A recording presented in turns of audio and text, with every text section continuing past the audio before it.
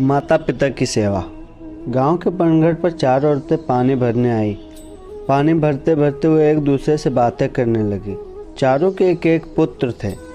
बातों बातों में उन्होंने अपने पुत्रों के गुणों को बखान करना प्रारंभ कर दिया। पहली औरत बोली, मेरा पुत्र बहुत सुरीली बांसुरी बजाता है। जो भी उसकी बांसुरी सुनता है मंत्र मुग्ध हो जाता है।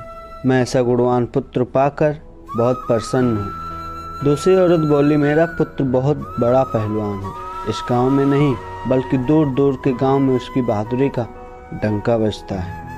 ऐसा गुणवान पुत्र पाकर भगवान सबको दें।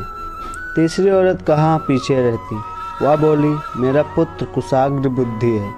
उससे अधिक बुद्धिमान इस पूरे गांव में नहीं। लोग अपनी समस्याएं लेकर उसके पास आते हैं। मैं ऐसा पुत्र पाकर धन्य हो गई। चौथी औरत ने सबकी बातें सुनी लेकिन कहा कुछ भी नहीं।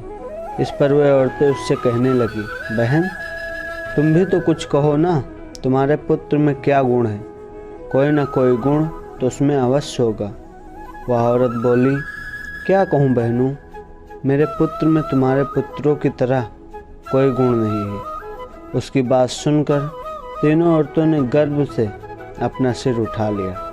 कुछ देर में सबने पानी भर लिया और वापस जाने के लिए अपना अपना घड़ा उठाने लगी। उसी समय पहली औरत का पुत्र हाथ में बांसुरी लिए वहाँ से गुजरा। उसने देखा कि उसकी माँ पानी से भरा घड़ा नहीं उठा पा रही, किंतु वह देखा कर बांसुरी बजाते हुए वहाँ से चला गया।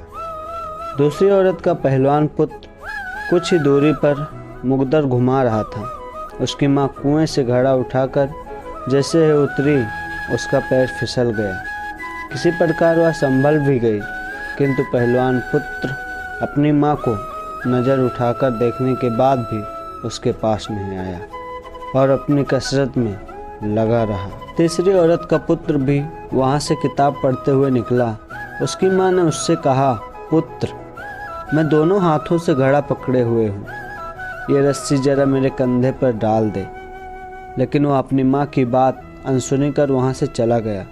तभी चौथी औरत का पुत्र वहाँ आया और वह अपनी माँ के सिर पर घड़ा देख हुआ उसके पास गया और उसके सिर से घड़ा उतार कर अपने सिर पर रखकर चलने लगा। कुएं के पास बैठी एक बुढ़िया ये सब देख और सुन रही थी। वह बोल पड़ी, मुझे तो यहाँ बस एक ही गुणवान पुत्र नजर आ रहा है, वही जो अपने सिर पर घड़ा लिए जा रहा है। माता पिता की सेवा करने वाला पुत्र से गुणवान पुत्र भला कौन हो सकता है।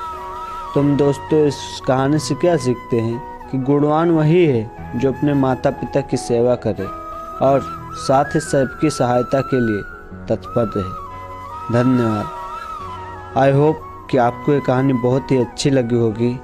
अपनी राय इस वीडियो पे कमेंट करके ज़रूर बताएं। धन्यवाद।